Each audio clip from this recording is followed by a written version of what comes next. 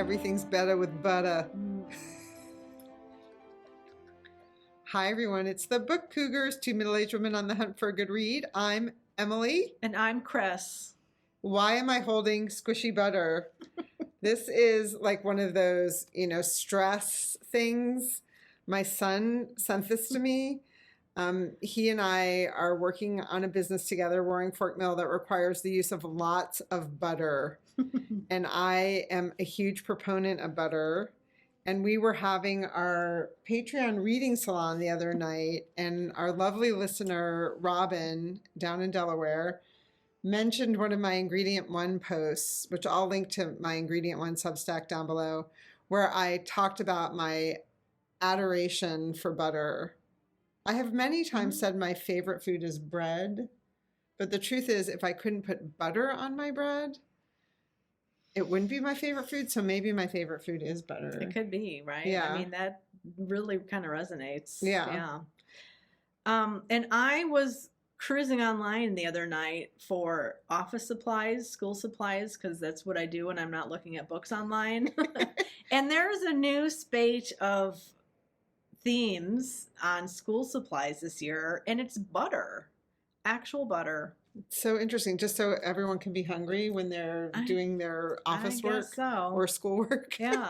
And then I got a new Kobo cover for my e-reader, and it's yellow, but the true color that they call it is butter. Butter. So butter's having a moment. Everything's better with butter. Everything's better with butter. Yeah. And then I said at our Patreon salon, which we should say we have a Patreon community. We do. If you want to support the Book Cougars, the link to our Patreon community is down below. And if you do so at the $5 or greater per month, you can join our monthly reading salon. Which is the fourth Sunday of the month at 7 p.m. Eastern. That's when Robin was saying this, and I said, I'm going to do show and tell and show you this, and then I forgot. Yeah. So here we are, Robin. This is my show and tell, squishy butter. And then I also said I had just seen that there's a new butter cookbook, and I happened to be at the Southington Library yesterday, which is beautiful. And they have a fantastic new nonfiction book section where this book was sitting. So I was so happy to find it. This is by Anna Stockwell. You have to show the other side too. It's funny. This is like, the paper measurement that you have inside. And then look at the inside. Oh, it looks, yummy. This is a library cover, but it looks like the butter. And then there's this really great set of pictures that shows all the different ways, kind of like tools for butter. This one really caught my eye. It's when you have a hard stick of butter, but you want to butter your bread. It has, can you see it has these tiny, tiny holes in it? So when you bring it across your hard stick of butter, it makes like spaghetti size, and then it's easier to spread. Like a little grater. Yeah, that's going to be something I'm looking for. So I haven't dipped too deeply in, except that to know that there is a really good shortbread recipe, which I'm interested in, and biscuit recipe. And I do think about bookstores and how difficult this would be to shelve. That's actually, yeah. And I was thinking it had a different shape when you first talked about it, but that is like a stick of butter, and at least it does have a spine, which yes, booksellers always appreciate it. Yeah, having a spine, because butter. Everything's better with it. Just don't get it on your book pages, because you can't get it out of a book page. No, nor can you on a shirt, which I have plenty of stained shirts. Yeah. Yep. So we just got off the Zoom with Jennifer Putzi, author of The Reconstruction Diary of Frances Anne Rowland. This is a critical edition of the diary that Frances kept in 1868. And you can kind of see like the diary entries and then footnotes that kind of explain those entries. It has a great introduction, fantastic information in the appendices. And stay tuned for episode 266, which will feature the author spotlight with Jenny. And then because I have a lot of butter that I want to do things with, I got this cookbook out as well. I was so thrilled to see this one in Southington because it just came out. And this is called Italian Cookies Authentic Recipes and Sweet Stories from Every Region by Domenica Marchetta. And this is her 9th cookbook. Oh. I just listened to an interview with her. I'm really excited to dig into this. In the interview, she was talking about this cookie that her mother used to make for them every Christmas, and it's like a gingerbread cookie, and the cookie actually has these boobs on it, which I think is like 3 boobs. Yeah, interesting amount of detail. And would you like to know why 3? Why? 2 for milk and 1 for wine to make the baby quiet. So I'm really looking forward to using lots of butter for these, but I'm also interested in trying to find a cookie that uses durum wheat, because Roaring Fork Mill sells a durum. And I also like that texture of kind of those crumbly, crunchy cookies. But what I'm not a huge fan of, which we have a lot of here in New Haven, is Italian cookies that have that fake almond flavor. I like it to not have that. Yeah, fake food. The 2 words shouldn't go together. Some people aren't bothered by like kind of strong almond extract flavor, but I am. So we'll see what she has to say about that, if anything. Nice. Well, I too picked out a library book recently, just yesterday actually. South to America, A Journey Below the Mason-Dixon to Understand the Soul of a Nation. This is by Imani Piri. And I was at the library yesterday looking for a variety of different books. And I thought, well, I didn't think. My eye was caught by the travel section as I was walking by. And I'm going to be going to Alabama soon to visit my mom. And we're taking a road trip to Atlanta for a couple days. And I thought, oh, let me kind of look and see. And this caught my eye because I don't really want to look at a guidebook because we know what we're doing. We have our mission sketched out for ourselves. But this talks about different states and different cities around the South. So there are at least two chapters on Alabama and then one on Atlanta. And I thought to start with, I've already marked them out, little sticky notes. And the first one on Alabama, it's called The Clearing, Upper Alabama. And it talks about Huntsville, which is where my mom and my sister and brother-in-law live. So I thought this might be a different way to approach visiting an area, because I'll often read a novel or something like that. And I mean, I have used guidebooks too. My sister had sent me like the hauntings of North Alabama. So library book. She's such a great writer. Yeah, I started reading it right away, and I was like, okay, I'm checking that out. Yeah. So this just came into Book Cougars HQ, These Summer Storms by Sarah McLean. And she was a guest on the Book Cougars on episode 194 when we were digging into the romance genre. She is an incredibly prolific romance writer, but this is her first contemporary novel. It does have some romance in it.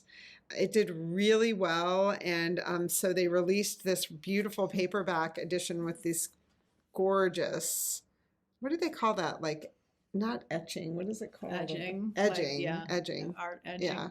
I don't know, art edging. I mean, it's the edge of the paper. I don't know what their technical term is for that.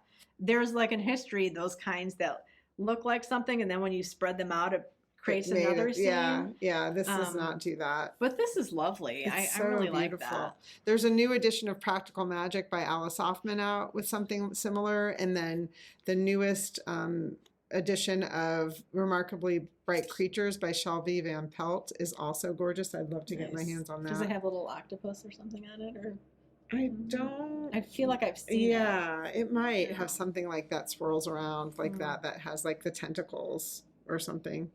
You know, I'm not sure. We'll have to get a copy. I have to read it, so. Yeah, that's right. Gosh, I'll have to go get a copy. And I've had the arc of this since it came out a couple of years ago.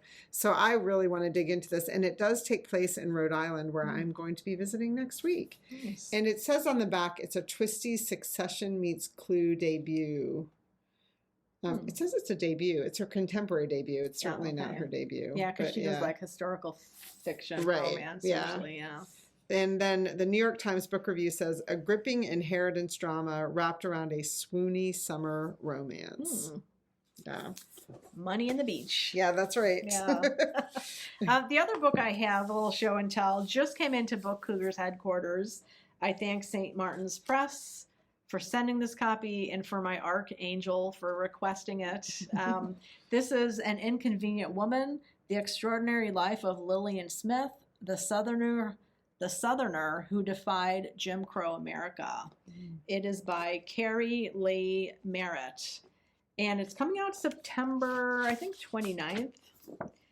It is a biography about Lillian Smith. She is, if you can see her, she was a white woman who really fought for civil rights in the South. I know one of her books, Strange Fruit, was about an interracial couple.